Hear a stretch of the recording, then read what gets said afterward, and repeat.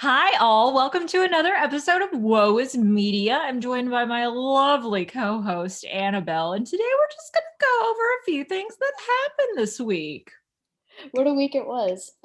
So for the news side, I'm going to be doing another update about our boy JPow, Fed chairman. Oh, Um, we.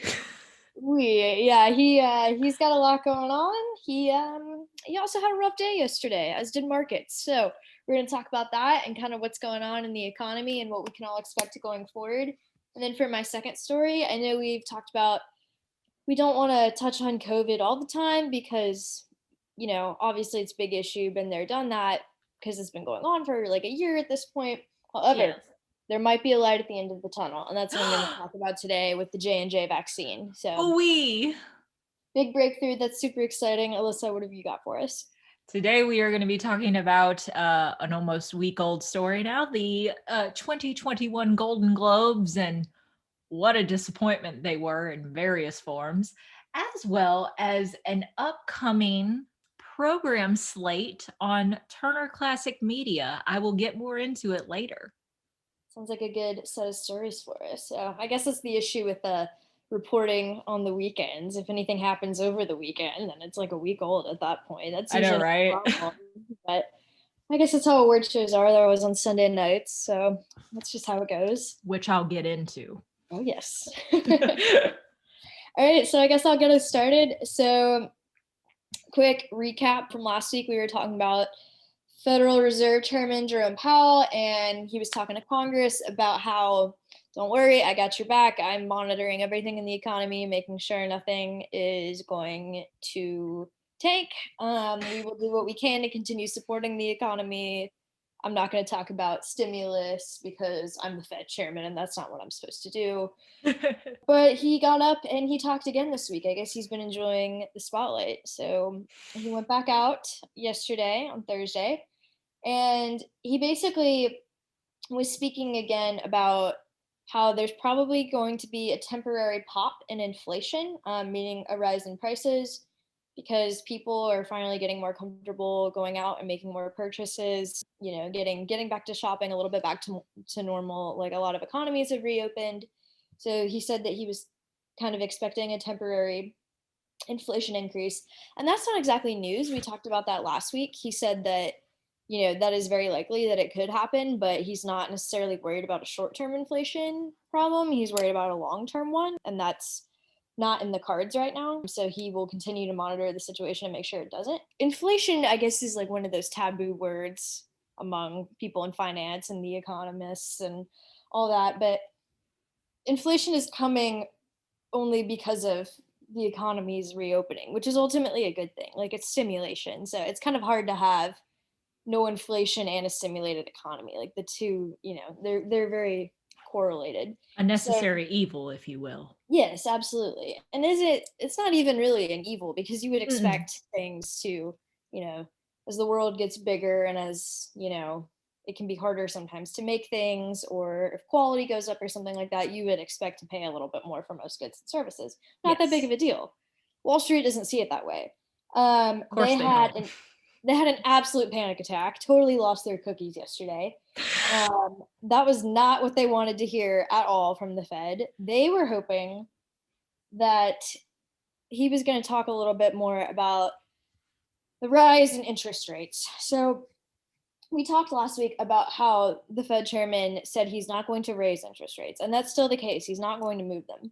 However, what we have seen recently, and I hope this does not put people to sleep because we're going to talk about bonds, which even in finance, people in finance find bonds kind of boring.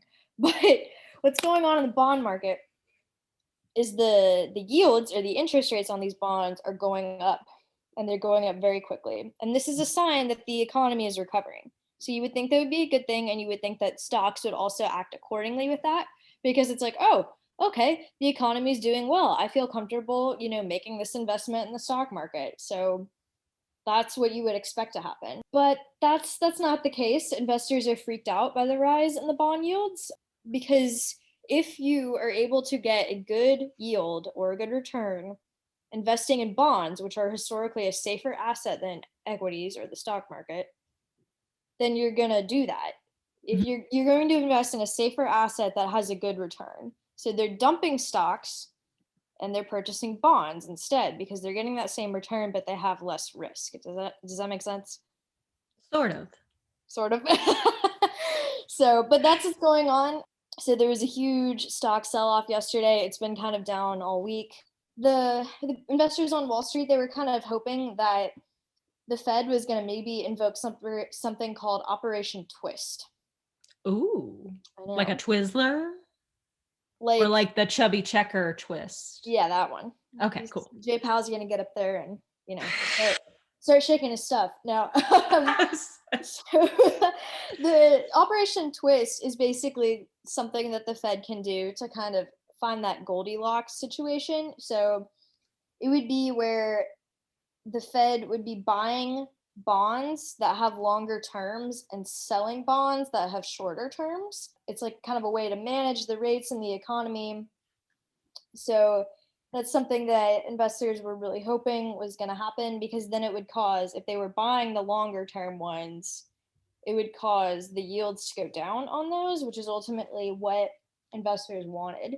But he did not talk about an Operation Twist. He said he doesn't really, not super concerned about the rise in bond yields right now. So he's not super worried about it. Wall Street disagreed. So that's why there was a big kind of sell off. He really didn't address any specific measures that he would use to push against the increase going on in the bond market. So I think people were just kind of scared by that. They don't want rates to keep rising, because if they do keep rising, obviously that leads to inflation. And if they rise on their own, then the Fed would probably raise the federal funds rate accordingly.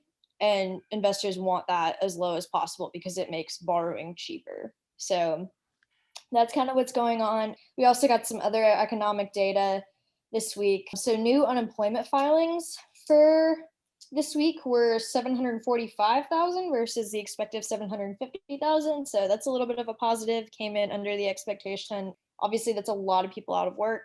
So that's sad. And obviously, our heart goes out to those people. We hope that, things continue to move smoothly so you can get back to work if that's what you want to do. But it is progress that we're kind of falling under those big negative expectations at this point. And we also know that we added about 379,000 jobs in February, which is also more than we were expected to add. So that's another good plus. Companies are getting a little bit more excited about things reopening and the vaccine, and they're starting to rehire more. So those are all definitely positives. Know that the economy is far from ideal right now, because there are still a lot of people out of work that we should not overlook. But it sounds like we're slowly getting on the up and up. And while JPow didn't necessarily do his best at calming anybody down yesterday, I really don't think he said anything that should have caused people to panic. That's just kind of my take on the situation. Also, if you think about it, the average American is not necessarily that affected by bond yields. It's mostly just Wall Street. Yeah. So what this does slightly affect consumer lending. So we saw this week that the 30-year mortgage rate, like the base rate, it rose to above 3% for the first time since COVID hit, which means that it's now getting a little bit more expensive to borrow than it has been in the past several months. And again, this isn't necessarily a bad thing. It just means that kind of the refinancing boom, where people were trying to get lower rates on their mortgages, now that rates have dropped so much, it means that could potentially be coming to an end, because rates are starting to creep back up. And usually when things creep back up, it means that the economy is performing strongly. So I don't think there's personally any reason to panic. I think we're on the upswing for sure. Yeah, we just kind of need JPow to keep giving us updates as necessary, and hopefully companies will keep rehiring and we'll get out of this mess in one piece. I love how you keep calling him JPow, like y'all are like the best Judies. Like you get together every week and just like talk finance. His name is Jerome Powell, and it's a great name, but it can be a lot to call him Federal Reserve Chairman Jerome Powell. So. You better call Jerome. Sorry, that was. So, I don't know. I kind of like JPow because he's got to bring the pow. Ooh, okay. Yeah, bring that pow, bring that punch. Is it boom boom pow though? I think that's what he would probably bring. Yeah, Because them being folks Pow. better be jocking his style. I just hope he's not trying to be so 2000 and late with any sort of actions he needs to correct what's going on, you know? Oh, quick with the references today. All right. Sorry, that was Lisa and I are young millennials, so we enjoy that Black Eyed Peas era from the mid 2000s. Thank you for dealing with that. Sounds like we have some positive things to think about, at least from the economic perspective. So my next story, I need a one dose. You know who can provide that one dose for you? Would it be Johnson and Johnson? It would be Johnson and Johnson. That's right. So this is somewhat old news at this point as well, because last weekend J&J received emergency authorization from the Food and Drug Administration for their single dose COVID-19 vaccine. That's exciting. It's not the same thing as full authorization, but none of the vaccines that are being administered at this point have full authorization. They're just emergency authorization because it's obviously a crazy time, a ton of people infected with this virus. So it received FDA approval, which is super exciting.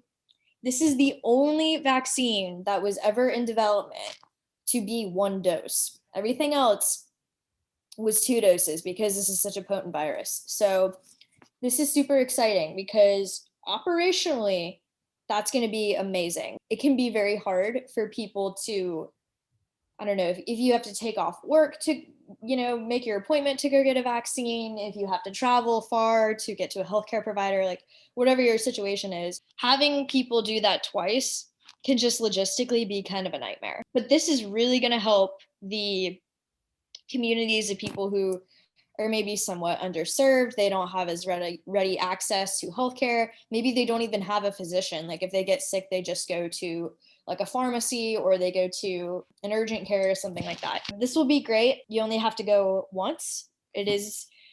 So before I guess I get into kind of like more of the details about the vaccine itself, I should note that the efficacy rate of this vaccine, it is 66% for overall effectiveness and 72% effective in the United States. The effectiveness rates were a little different across the different regions that it was tested in. Yes. So a lot of people, they're like, okay, well, the Pfizer vaccine is 95% effective and the Moderna one is 94% effective. Why in the world would I get one that is only 66% effective? That just doesn't make any sense. And I hear you. However, the purpose of these vaccines is to get as many people immune as possible. So even if the efficacy rate is a little bit lower, it honestly doesn't matter as long as more and more people are vaccinated because it will keep that spread lower. So you're protecting yourself and you're still protecting other people if you have that immunity. And for reference, nobody ever talks about the efficacy of a flu shot, but the efficacy of a flu shot is only 40 to 60%. Ooh, So I this didn't is, know that. yeah. So, and everybody's like, get your flu shot. No one has any doubts about that one. So it's really not a subservient vaccine compared to the Pfizer or the Moderna one, just because the effectiveness is a little bit lower. The side effects from this dose are supposed to be a lot less terrible. I've heard a couple of horror stories about side effects to the vaccine, but this one, the most common side effects are headaches, fatigue, and muscle pain. So you know what? If you're gonna go get your J&J vaccine, maybe take a Tylenol before you go in there, take a nap afterward. I had muscle pain this morning and I haven't had any vaccines yet. I know, I'm being right? safe though. I would like to point that out. We're not eligible yet. We are not Yeah. 65 and up, and we are not healthcare workers. So we do not qualify yet, but rest assured, when we're able, We will first be one. out there. Yeah, I would cut off all my hair for a vaccine at this point. I would. Oh, I wouldn't go that far. I value my hair very much. I Yeah. would give things up for a vaccine. Yeah, make some sacrifices for sure. Yes. But yeah, so this is great. It's also exciting because this is not something that you have to put in extremely cold temperatures. And the shelf life is ridiculously long compared to the other 2 vaccines on the market right now. Those, you open the vial, you have to finish it all within 6 hours or you can't use it after that anymore. Mhm. So that can kind of cause problems if people don't show up to their vaccine appointments and stuff like that. We've heard some stories about people getting lucky, like maybe they weren't necessarily eligible for a vaccine, but they were in the right place at the right time and a dose couldn't go to waste. So they just ended up getting one, which is obviously lucky for those people. But this vaccine, it can just be stored in a normal refrigerator, which all pharmacies and all doctors' offices thankfully have on site. So not much of an issue with storage there, and you can keep it there like not forever, but for a long time. So that is very exciting. Logistically, it's going to be just a lot easier. A lot of states have talked about opening, if they haven't already, mass vaccination sites, and I think the J&J vaccine, especially as more and more is produced. Right now, only 4 million doses have shipped out this week. A lot of states are going to do mass vaccination sites where they can do a lot of it quickly, and they'll probably open like stadiums and fairgrounds and just areas that hold a lot of people. They have the parking and all that, so that kind of takes that out of the equation, and that'll be a good way to hopefully get a lot of people vaccinated really quickly. I know in the state of Georgia they have 4 mass vax open right now, and they're opening 5 more. So that's definitely exciting. The state governments are finally getting on board and getting their act together about how to get people vaccinated. And then, kind of more on the business side of this, that I wanted to touch on. At the beginning of COVID, a lot of pharmaceutical companies set about trying to make a vaccine to produce immunity for, patients and stuff like that. Pretty much all of them were all the major players that you've probably heard of: Moderna, Pfizer, Johnson and Johnson. Merck is another pharmaceutical company that was in the mix. AstraZeneca. AstraZeneca, Novavax, those do not have approval in the US yet. I believe they do in a couple of other countries, but not here yet. There are a lot of players in the market there, which is ultimately a good thing because people have options, and because obviously this is a very time pressing issue and can mean life or death for a lot of people. The more options there are to get people vaccinated, obviously the better. So Merck was one of those companies that was in the mix for creating a vaccine, and they were not successful. They had very, very low efficacy rates with their trials, and they just ultimately decided, no, this isn't worth the time and money anymore. We're so far off from where we want to be. We're going to close up shop on this project here. But President Biden helped to broker a agreement between Johnson & Johnson and Merck. These companies are rivals, it should be pointed out. They're the Georgia and the Florida of the pharmaceutical world. That's a football reference, by the way, not a state reference. But Alyssa and I are Bulldogs, so had to give the tip here. So we're on obviously the right side of the argument. Yeah, we're obviously J&J because we succeed. So that would be how that works. But anyway, so Merck has agreed because they failed, obviously, with creating a vaccine. They still want to feel like they are contributing to getting people vaccinated and helping with the overall problem. So President Biden kind of got the leaders of the companies to talk to each other, and Merck has agreed to use 2 of its manufacturing facilities to help produce this Johnson & Johnson vaccine. So they had no part in the creation of this, but they have agreed to use their facilities and use their employees to help pump this thing out. And we have not seen something like this since World War II. So this is pretty exciting to have 2 major rival companies get together, collaborate, and start manufacturing something for the common good of the country, and for all countries, because this will obviously go abroad as well. That is exciting. That's not really something we've seen. It's very easy, I think, to get discouraged with a lot that goes on in corporate America. Money hungry companies can be, and rightfully so. I definitely understand the frustration, but I do think this is a good positive moment to touch on, having these companies kind of put aside their rivalry and their differences and work to kind of help the common people who are getting sick. And this vaccine has such a good track record of treating very severe cases of COVID. Everyone who received it, no one was hospitalized, no one died. So that's awesome. It really is kind of a matter of life and death at this point. So seeing Merck kind of step up to the plate here, even though they probably don't really get much out of it apart from maybe some positive public relations, is definitely nice to see. Yeah, Alyssa, how do you feel about this J&J vaccine? I am honestly very hopeful for this because, like you said, like the efficacy rates, while some people are concerned about it, I personally am not.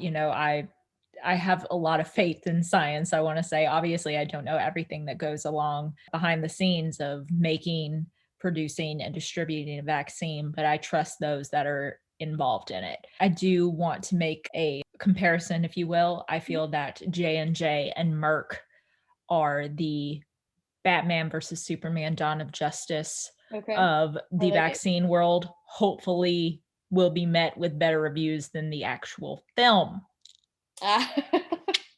Did that one flop at the box office? It wasn't great. And that's coming from someone who saw it like within the first week it was out. And I remember I went with my roommate at the time and she loved it. And I was trash talking it the entire time. Gotcha. Yeah. Good comparison there. I like the are they DC or are they Marvel? Those are DC. Okay, cool. Yeah, it shows you what I know about superheroes. But yeah, no, I like the comparison there. A couple more facts I wanted to cover on this vaccine real quick. So President Biden, he invoked the Defense Production Act, and that basically allows the Merck facilities to get the funding and the equipment that they need to produce this vaccine. And it also allows the J&J manufacturing facilities to operate 24/7. So all day, all night, they're going to get this vaccine out. Yes. So that's super exciting that he was able to invoke the Defense Production Act. So he's got the legal grounds to do that on. And President Biden has announced that at this rate, with the invocation of the DPA, that there will be enough vaccines, at least on paper, for all American adults by the end of May. So that is 2 months faster than we were expecting. That does not necessarily mean every American will have a shot in their arm by that point, but it does mean that enough will have been produced for everybody who is eligible to get one, which is 18 and up. So that is exciting. That is exciting that the deadline has moved up. Maybe potentially we will have a somewhat normal summer. I don't necessarily think we will be taking our masks off, but things will hopefully be open and maybe there will be some fewer restrictions on things like that. Hopefully people are just less scared in general, which we can all use some peace of mind right now, I think.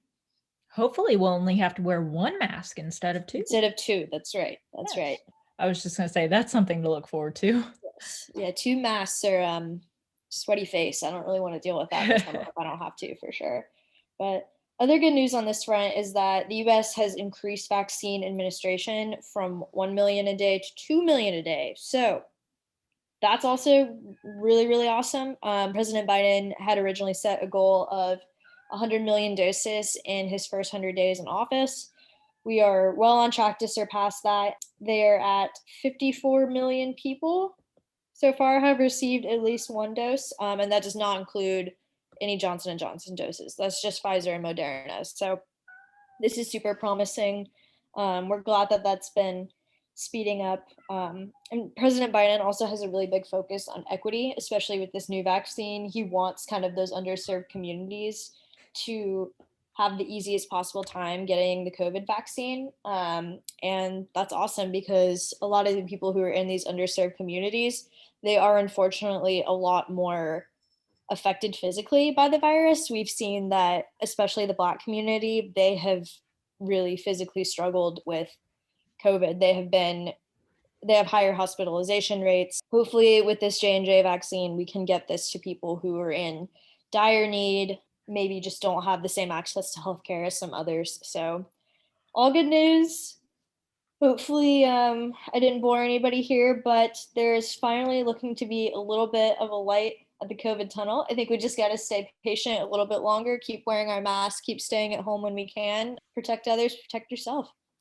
Alyssa, what you got for us? Before I start, I want to apologize if anyone heard a cat meowing in the background of Annabelle's segments because my son is very impatient. He has now joined us in the room, but he will not be voicing his opinion on either of our stories because he doesn't deserve it right now because he's being a bad boy. He's also not eligible for the vaccine. He is not. So he is a very young boy. I wanted to just quickly go over my first story because I really want to focus the majority of my time on the second story. And because, once again, my first story is the 2021 Golden Globes, which happened last Sunday, and most of you have already heard about. The annual Golden Globes were held virtually from 2 different coasts this year. One host was in New York City, and the other was in Los Angeles at the Beverly Hilton, where the Golden Globes are always held. And it was Amy Poehler and Tina Fey. Okay. They hosted together for the 4th time. The ratings for the ceremony were at an all-time low. Oh, really? Yes, not the band, just the fact. All-time low, down 62% from just last year. Wow. Yes. As someone who enjoys both Amy Poehler and Tina Fey, I'm kind of surprised, but I guess the hosts are not the full reason behind the low ratings. Yes. And the majority of the show was virtual. They did have a few people in the audience in the Beverly Hilton Hotel, but the majority of, I think all of them actually were healthcare workers and first responders. They weren't like celebrities. Celebrities were in their hotel rooms or on Skype or Zoom. The show averaged about 6.9 million viewers compared to last year's 18.3, I believe. Somewhere in the Wow. 18. So about a third of what they Yes. normally get. Yeah. And an overall 2.1 rating on the Nielsen rankings, which is abysmal. I've been like spouting this on my Twitter for the longest time, so I apologize if you already know my opinion on this. But I thought personally that this year would have been the perfect year to experiment with airing the show on a different night, because the Golden Globes is one of the first big award ceremonies during award season in Hollywood. And it's kind of like the experimental one, like the funky dunky little sister that, dyes her hair blue and like gets every piercing in her face. Like she's different. Gotcha. So I was like, I just think it would be so beneficial to them. They don't have much to lose at this point. It's a virtual ceremony. There's not much to like rearrange and reschedule. Why not throw it on a Saturday night? Because once again, most of us are still at home. We don't have many places to go out to. So people would be in their houses and they'd be willing to maybe watch a little bit more. But you know what? I'm not a member of the Hollywood Foreign Press Association, which hosts the Golden Globes. Anyways, a few highlights from the ceremony.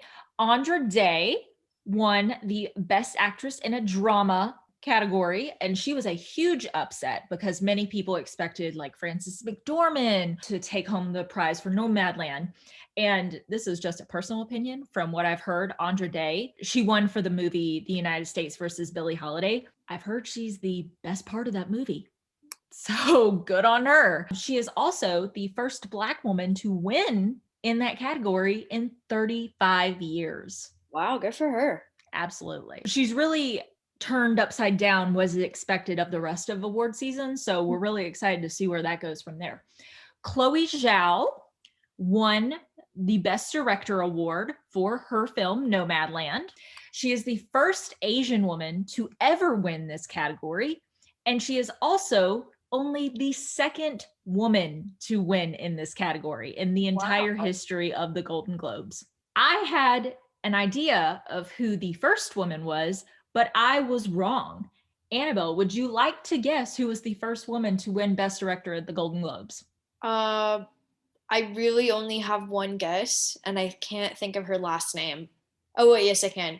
And I know this director only because of you when you were doing an assignment in one of your media classes on film. I'm gonna guess, and I'm probably wrong, but I'm gonna guess Catherine Bigelow of The Hurt Locker. I would like to applaud you because you're wrong, but I thought the same exact thing. I was like, surely Catherine Bigelow was the first person to win the Golden Globe for Best Director because she was the first woman to win the Best Picture at the Academy Awards. Yeah, that I remember. We were both wrong. It was Barbra Streisand. What did she direct? 1984's Yentl. Have you ever seen Yentl? I have not. I know what you're talking about though. Baba, can you hear me? That little ditty where Mandy Patinkin was looking like a snack back in the day. Sorry, I'll move on. Anyways, a lot of people are attributing the low ratings at the Golden Globes to the LA Times investigation that came out just a few days before the actual ceremony about the Hollywood Foreign Press Association, alleging internal practices and lack of diversity. And it has been proven that there are no Black members of the Hollywood Foreign Press Association. Well, that doesn't seem right. Not at all. Not at all. So a lot of people. Exactly. Yeah. A lot of people were applauding like Tina Fey and Amy Poehler for at the top of the show, they called the HFPA out. They were like, it's kind of weird that this is happening, and not all this diversity is really being applauded in all facets. Mm-hmm. So some people were happy about that. Some people were still upset. I personally believe that the first two awards that were given out in the night were strategically placed there because they were as follows. The Best Supporting Actor in a Film category, which was taken home by Daniel Kaluuya for his role as Fred Hampton in Judas and the Black Messiah, Okay. as well as the Best Supporting Actor in a miniseries or limited series, which was taken home by John Boyega in Small Axe. Now, these are both Black men. So you can probably see why I think that they were strategically placed at the beginning of the ceremony. Yeah, I do indeed see that. Yes. They wanted to cover that first and then move on. Exactly. And once again, John Boyega and Daniel Kaluuya were not the only people of color to win awards during the night, but it was very Those are the big fishy. ones. Yes, exactly.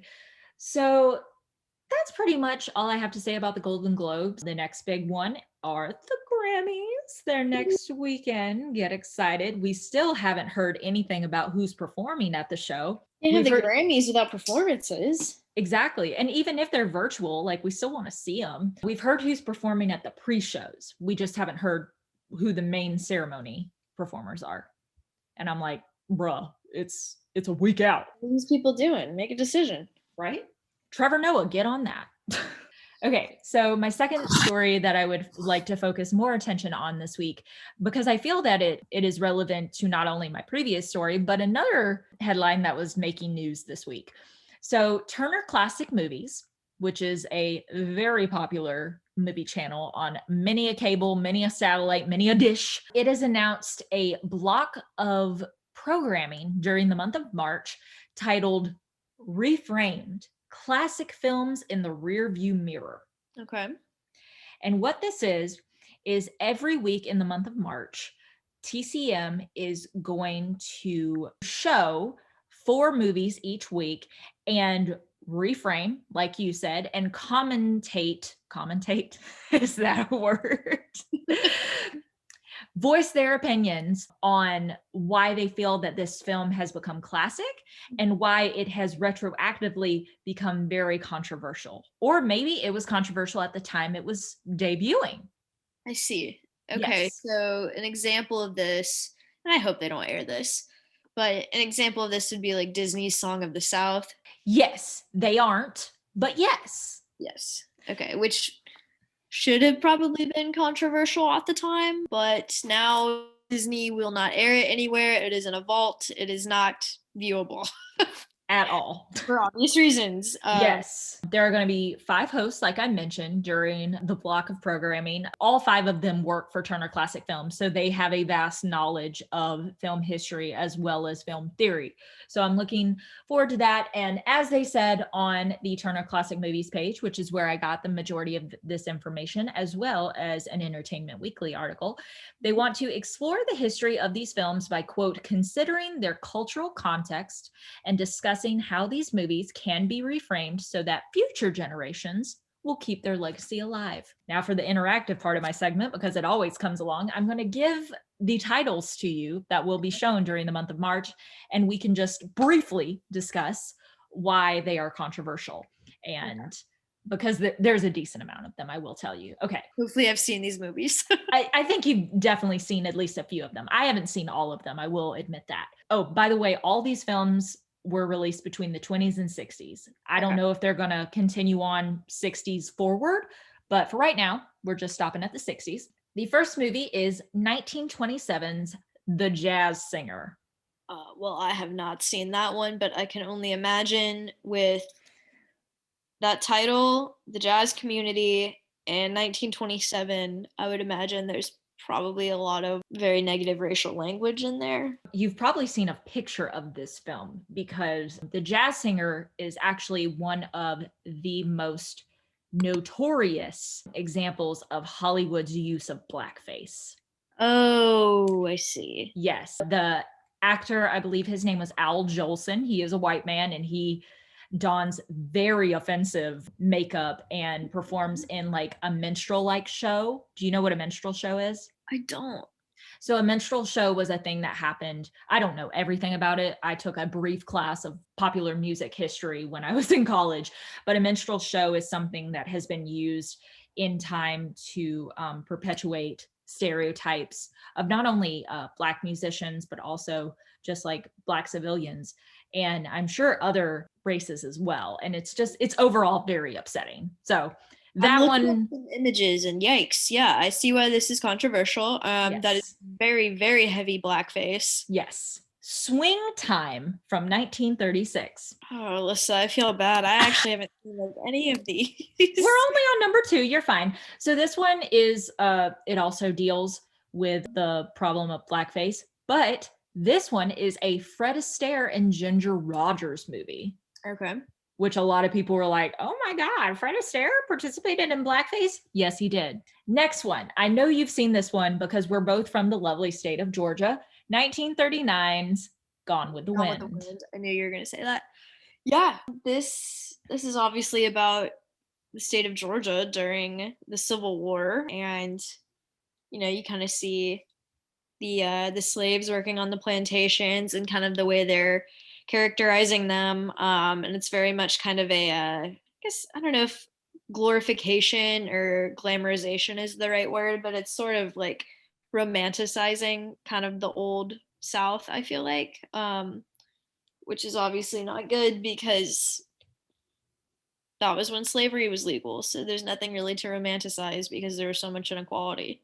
Absolutely. I think you put it into very great words, actually. You Thank you. pretty much took it off my page. Gone with the Wind is obviously very notorious for its portrayal of Black characters and Black stereotypes, like the mammy. Yes. That whole idea was pretty much created by Gone with the Wind.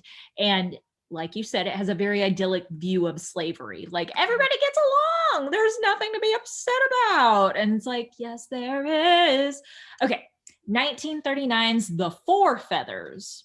Not familiar with this one either. I was not either. So I had to look it up. And honestly, I had to do quite a bit of digging to find out what exactly was controversial about this film.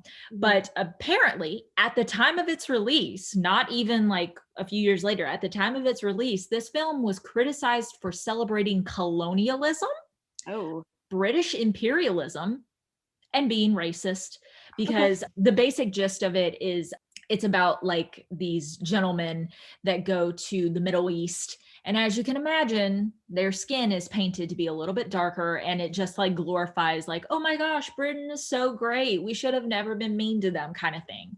Gotcha. Next one, 1939's Gungadin. Gungadin. I hope I'm pronouncing that right. I apologize if I'm not. I got nothing for this one. I'm really not doing well with this. I promise you we're going to get to ones that you're going to be like, oh, that. This one's basically, once again, racist depictions of Indians just being seen as like primitive and not being like cultured enough to like hold a discussion with the white man. And it was actually banned in Bengal and Bombay, as well as Japan, when the movie first came out because of how terribly it portrayed Asians. Fun little fact, Douglas Fairbanks Jr. is actually in this film. And you may not know him, but you may know his father, Douglas Fairbanks Sr. He was a founding member of the Academy of Motion Picture Arts and Scientists and also hosted the first Academy Awards. The OG. Douglas Fairbanks is a pretty big deal. Not saying he's perfect, because he ain't. Oh, and DFJ, his son, the guy that's in this film, he was at one point married to Joan Crawford. All right, then. Yeah. All right. 1939 was a very big year in controversial films. Stagecoach. Stagecoach just makes me think of Wells Fargo and their logo. And it's a film about the start of a very powerful bank. No. Stagecoach is pretty much like I don't want to say the OG Western, because there were definitely ones before this film, but Stagecoach is one of the most notorious and one of the best known Westerns. And it has very racist depictions of Native Americans. Yep. Indigenous people. I will say though, I'm not trying to go to bat for Stagecoach at all, but I have seen clips of it. I haven't seen it all the way through. It is beautiful. Like the Technicolor, as well as the shots, the framing of it. It's gorgeous. Did they film it in the American West? I believe so. I believe some of it was That's shot probably on why it's site. gorgeous. Yes. 1942's Woman of the Year. I'm guessing it's very sexist. You would be right. So, Woman of the Year actually won the Best Original Screenplay at the 15th Academy Awards. And the reason it was so controversial is because the final scene in the film was changed to depict star Katharine Hepburn as being incompetent because one of the men that worked on the film was such a well-known chauvinist that he believed that her character, quote, needed her comeuppance. Wow. Like he was scared that like housewives were going to go to see this film and be like, oh, she's so perfect in every which way. My husband's going to leave me for someone like her. So he was like, we can't have that. We have to keep the American dream alive. No divorce. Wow. Okay. Well, God forbid a woman leave her terrible marriage. Right? Exactly. 1944's Dragon Seed. That sounds like there was a lot of anti-Asian sentiment in it. You would be correct. Katharine Hepburn is back, and the majority of this film is about Chinese peasants, so to speak, during the Japanese occupation of China. But the majority of the actors were, in fact, white. White. So you can imagine why it was bad. Okay. So in the old days of Hollywood, were white actors the only people employed? And that's like why blackface and, just this use of face paint to create other races artificially. Is that why it was so common? For the most part, there are very well-known actors of color during the golden age of Hollywood, such as Hattie McDaniel, who played Mammy in Gone with the Wind, Butterfly McQueen. Anna Mae Wong was the first Asian American film star to like gain recognition and actually, like portray someone of her race in a film. But they were few and far between at this time because the way that old Hollywood worked is actors worked for the production company. Like you could be working for Paramount, but I could be working for MGM, and they could only do with who they had. I see. Okay, that makes sense. Mm-hmm. And that's why like the Motion Pictures Arts and Sciences, the Screen Actors Guild, that's why all of those were created, because golden age of Hollywood was actually very like oppressive. Dark. Like, yeah, it's Not very so interesting to read about. 1947, Sinbad the Sailor. Yes. Yes, Sinbad. I'm blanking on the location of this film, but I would all good. It's all good. I can tell you in just one short sentence, Douglas Fairbanks Jr. is back and he's in brownface again. Okay. Yep. All right. This is honestly my favorite one that we get to talk about. 1948's Rope. Rope? Rope, like a piece of rope. That's an intense title. Does it have to do with hanging people? Sort of. Please enlighten me. I'm not familiar with this film. Oh my gosh, so exciting. Let me tell you You're about showing it. me this one. I'll have to watch it. So this is an Alfred Hitchcock film. Okay. And it is his first film that was made in Technicolor. Jimmy Stewart is also in this film. Okay. Do you know who Jimmy Stewart is? Ooh. Okay, good. This film is very well known, once again, for its Technicolor, as well as its long takes. Like the way it was filmed was almost made to seem like it was filmed in real time, and it was one continuous shot, which was like groundbreaking for the time. It is also based off of the true crime Leopold and Loeb case. Okay.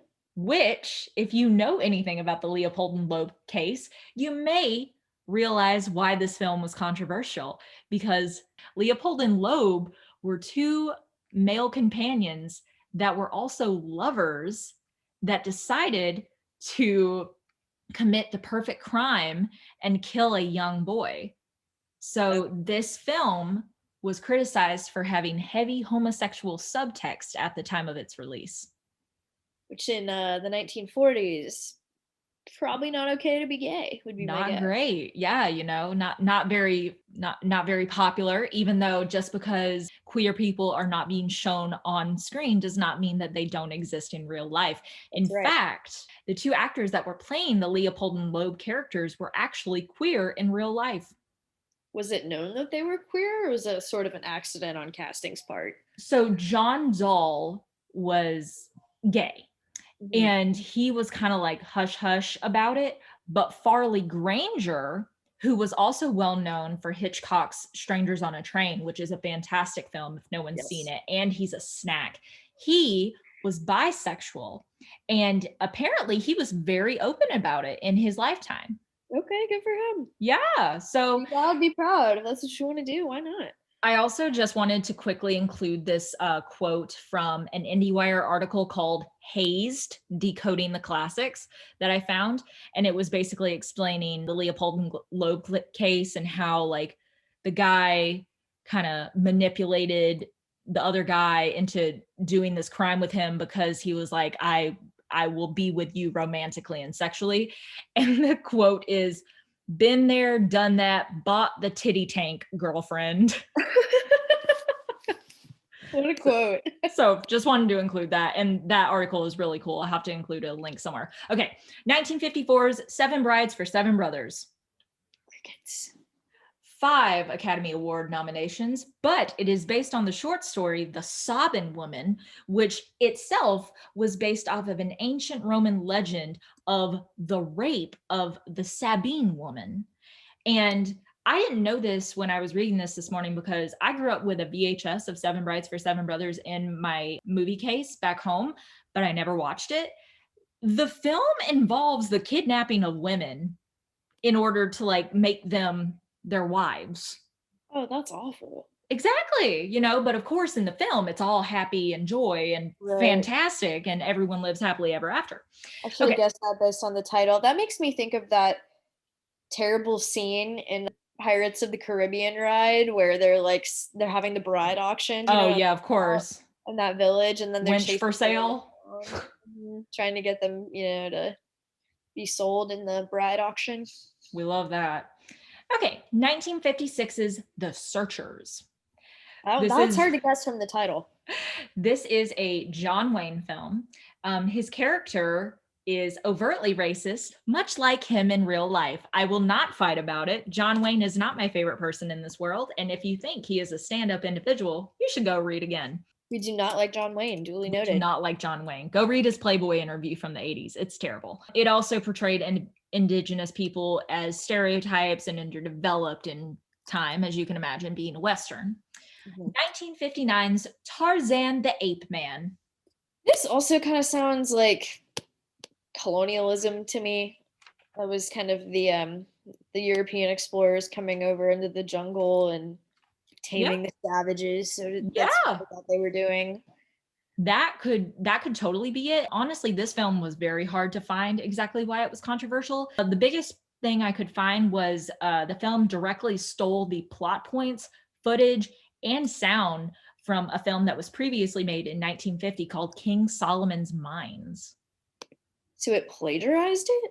Basically, that's what it kind of sounded like from all the research I could do. Well, that's not okay. That's And definitely controversial. and apparently it's a very well-known like camp classic because it's like so terribly made, Mhm. and apparently people just like watch it and laugh at it. Okay, we're almost done, I promise. 1960s Psycho. Getting stabbed in the shower. Casual night. Casual night. I have to say, I don't know why this one off the top of my head would be controversial. I've only seen bits and pieces of it. But it's very scary and it makes you not want to take a shower after you watch it. So I am a big Psycho fan. I've seen this movie I don't know how many times. It was very controversial at the time of its release because, as reporters put it, it made mainstream seem like they were accepting the ideas of violence, Okay. deviant behavior, as well as sexuality, because this film is very violent for 1960. Mhm. And the sexuality part, like you actually see like Janet Leigh, she's obviously not like nude on camera, but you can like she's alluded to be nude like in a Right. shower scene. Mhm. And so a lot of people were like gasp at Scandalous. that. Exactly, How scandalized. dare this woman show her shoulders on camera? Exactly, yes. Also, a fun fact, Psycho is one of the first films to ever show a flushing toilet on camera. That's a fun little tidbit. And a lot of people like use that as a controversy too, because they were like, "Ah, that's disgusting." We all use the restroom. Yeah. All right. We're in the home stretch. 1961's Breakfast at Tiffany's. Ah, yes. This was Audrey Hepburn Mm-hmm. eating her bagel outside. Mm-hmm. Is that why it's controversial? I mean, bagels in New York, I can't imagine that would be controversial. So what's the controversy with this one? Have you ever seen this film? Again, only bits and pieces. Really? Oh, okay. So Breakfast at Tiffany's is actually very well known for its use of yellow face because American legend, icon, superstar Mickey Rooney actually plays a Japanese character, and it is absolutely vile, to say the very least. Like his skin is painted a darker color, his eyes are pulled back by tape, he has false teeth in. It is wretched. Oh my goodness, false teeth? Yeah. Mm-hmm. Oh god. It's so bad. Like it like even just looking at pictures of it, it makes me want to barf. Like, how did anyone think that was acceptable and okay? Like, oh my god. 1961's The Children's Hour. I'll be honest, I'd never heard of this film before today, but yeah, felt like a dummy for a second there. No, you're fine. It garnered 5 Academy Award nominations, and its controversy was in the film, Audrey Hepburn is back, and she and Shirley MacLaine are suggested to be having a lesbian relationship. Not a lesbian relationship. I know, right? Even just like the poster, like I looked it up and I was like, oh, I definitely see how some heteros could be upset by this. Like she's touching her shoulder. Oh, yes. That's quite intimate for 2 years. 1964's My Fair Lady. Audrey Hepburn is sticking with us for right now. Yes. My Fair Lady is the story of this woman. This man tries to educate her and teaches her how to be civilized, right? Yes. And he has this like language lesson with her about how to speak, and I remember she goes to this ball, right? Mm-hmm. And where is she from that he thinks he needs to educate her? She's a flower seller. Like she sells her wares on the streets, and she has a very like Cockney accent. Move your blooming arse. That's a very famous moment in the film. I couldn't exactly find the exact reason like why it was, so to speak, controversial, but I went along with like the classism angle of it as well. Plus, everybody rich and hoity-toity. Yes, of course. And like the elitism of that. Also, My Fair Lady was a musical before it became a film. Right. And the role of Eliza Doolittle was made famous by Dame Julie Andrews. Yes. And there was this whole debate when the movie was being made whether or not Julie Andrews should be in the film. And ultimately, obviously, it went to Audrey Hepburn. But it is famously well known that Audrey Hepburn did not sing a single line in that film. All of her songs are dubbed by a Miss Marnie Nixon. All right, then. So even though they made Audrey Hepburn take voice lessons, they ultimately just dubbed her over. She can't sing, I guess. The voice lessons didn't work. She sounds fine. Like you can find recordings of her singing the songs. It's just not as powerful. It's very similar to like, I hate to make fun of Emma Watson because I love her, but like Emma Watson in Beauty and the Beast. Mm-hmm. She's a great actress. I love her. She's a great actress. She is not a singer. Not her strongest suit, but she doesn't have the range. Doesn't matter. She can act. Have you ever seen that video? She doesn't have the range. I love her to pieces, but she doesn't have the range. That's me with Emma Watson and Audrey Hepburn. Okay, last movie. Sorry that took so long. 1967's Guess Who's Coming to Dinner? Oh, yes. Interracial relationships. Yes. This is one of my mother's favorite movies, actually. So oh my gosh. Yes. We're going to have a movie night with her. We are. get it from her perspective. Yes, this movie famously portrays an interracial couple and its dynamics with their two separate families. And I did not realize this, but the case that made interracial marriages legal across the United States, I believe is the right term, Loving versus Virginia, it was only decided 6 months prior to the release of this film, which is just amazing to me. Like, Yes, wow. that is why Virginia's state slogan is Virginia is for lovers. Which honestly, that kind of makes me mad because like y'all were so mean to them. And then now you're just capitalizing off their name. Romanticizing it, yeah. Exactly. Yeah. It wasn't like they came to Virginia to get married. Like they went to another state to get married and then came back and Virginia was like, we don't recognize this, if I'm remembering history correctly. Yeah, no, that is how it went down. That's one of the few Supreme Court cases I like actively have in my little file cabinet of Supreme Court cases that I reference. Of course. Also, a great film that came out a few years ago, Loving, has Ruth Negga as Mildred Loving, and it's so good. But that is the end of my list, and I just thought it was very interesting to talk about this week, considering, like the Dr. Seuss controversy and people deciding like what is and what is not appropriate versus like when it comes out versus how it ages and how it may not age gracefully, so to speak. So I just wanted to go about that from a different angle because obviously everybody has been talking about Dr. Seuss this week and I just wanted to come up with. So I just wanted to talk about that because I do feel that, everybody always wants to talk about, like this film is controversial and it shouldn't be viewed anymore. And I totally understand that for some cases, such as Song of the South. But for some of these, like, I feel like we need to use it as a teaching moment. Obviously, never repeat some of the things that have happened in these films and use it as a lesson of what not to do, but also just like reflect on your own history and take it into account when you realize what exactly like you're fighting for in your own personal life, I guess. It just, I love using film to reflect on my own life. I do that a lot. I've often told Annabelle that I live my life as if I'm in a movie. Yeah, I like what you said about using it as a teaching moment. I think that is important because I think a lot of people who, maybe they recognize the offensiveness of some things in history, but they don't necessarily want to erase the past. And obviously, you can't erase the past, but there is something to be said for a lot of, these movies, especially like we were talking about with Gone with the Wind, they can kind of like romanticize that era.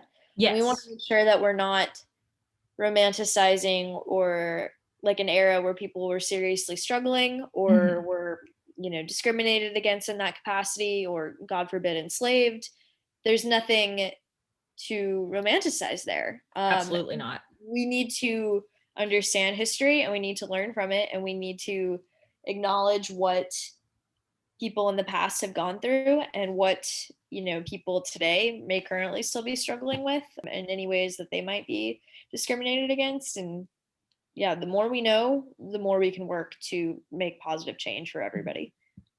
Absolutely. So if I see any of y'all in Hollywood making a movie about romanticizing slavery or yellowface or any of the other things that do not fly anymore, we're going to come after you. Yes, we will not be letting that be known. We will start a petition. So we will. Here's your warning. I mean, she can start a petition. I'll be at the front gates of Paramount, like, let me in. Like, all right. Yeah, that was a good mix of stories this week. Thank you for sharing your movie list. I think that was fun. So thank you all for joining us this week in Woes Media. We will be back next week with more stories. Hopefully it's a slow weekend, so we don't have any older news to report on with you guys. But thank you for listening, and we'll talk to you next week. Yay!